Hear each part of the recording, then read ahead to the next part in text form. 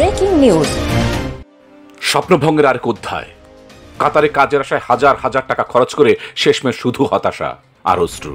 21 জুলাই রাজধানীর বিভিন্ন ট্রাভেল এজেন্সির সামনে ঘটে যাওয়া সেই মর্মান্তিক ঘটনা নিয়ে আজকের বিশেষ রিপোর্ট।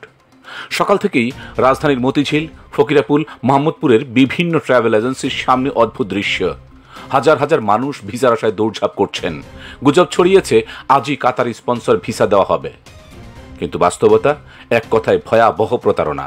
জমি বিক্রি করে 4 লাখ টাকা দিয়েছি, এখন বলে ভিসা নেই, আমার কি হবে? সোশ্যাল মিডিয়ায় ছড়ানো গুজব, আজই শেষ সুযোগ, স্পন্সর অফিসে আসছেন। এইসব কথায় মানুষ লাইন ধরছেন, কিন্তু অধিকাংশ এজেন্সি জানতো না কোনো ভিসা আসছে কি না। এখন প্রশ্ন, একজন অভিবাসীকে রক্ষা করবে কে?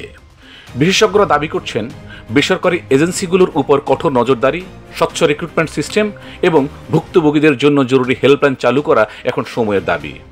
21 জুলাইয়ের ঘটনা শুধু একটি দিনের খবর নয়, এটি একটি সতর্কবার্তা।